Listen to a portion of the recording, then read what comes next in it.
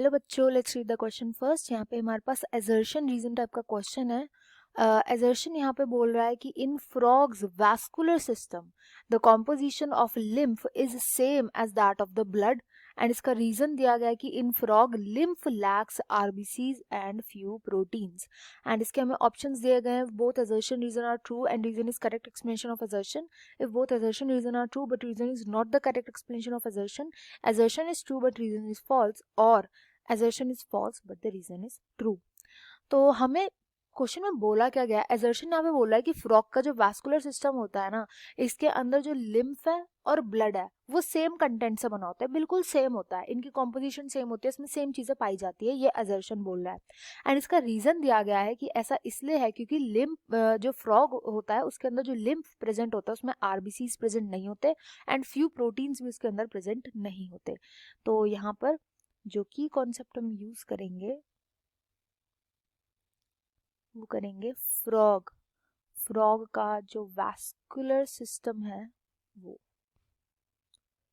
देखो यहाँ पे एजर्शन ने बोला है कि जो फ्रॉग के अंदर दो, देखो हमारे अंदर भी दो टाइप के फ्लूइड जो होते हैं वो ट्रांसपोर्टेशन में हेल्प करते हैं, एक होता है लिम्फ और दूसरा होता है ब्लड।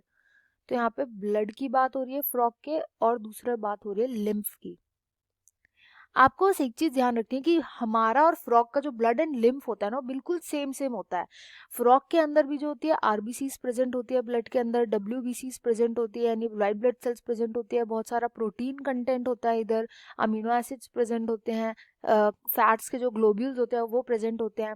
और जो लिम्फ होता है ना, लिम्फ के अंदर मोस्टली प्लाज्मा प्रेजेंट होता है, प्लाज्मा होता है, एंड यहाँ पर डब्ल्यूबीसी होते हैं, व्हाइट ब्लड सेल्स, जो व्हाइट ब्लड कॉर्पिस्कल्स होते हैं ये प्रेजेंट होते हैं। हमारा भी ऑलमोस्ट सेम होता है। अब आपको ये डिफरेंस ये पता चलेगा कि हमारे ब्लड में प्लेटलेट्स और होते हैं, प्लेटलेट्स फ्रॉग के अंदर प्रेजेंट नहीं होते, फ्रॉग के ब्लड में प्रेजेंट नहीं होते, तो बस प्लेटलेट का फर्क होता है, बाकी सब कुछ सेम होता है।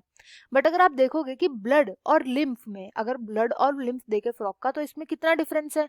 यहाँ पे आरबीसी प्रेजेंट नहीं है, प्रोटीन्स भी इधर बहुत कम प्रेजेंट होते हैं, फैट्स कार्बोहाइड्रेट्स वगैरह कुछ नहीं प्रेजेंट होता लिम्फ में।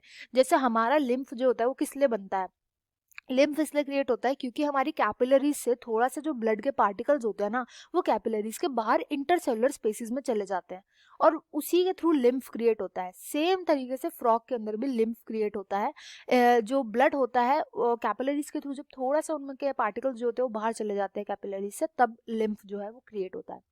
सेम तरीके से क्रिएट होता है, बट इसमें आरबीसीज प्रेजेंट नहीं होती, आरबीसीज यहाँ पे नहीं पाई जाती, ना ही ज्यादा प्रोटीन्स पाए जाते हैं। तो जो एजर्शन है ना वो एक फॉल्स स्टेटमेंट है।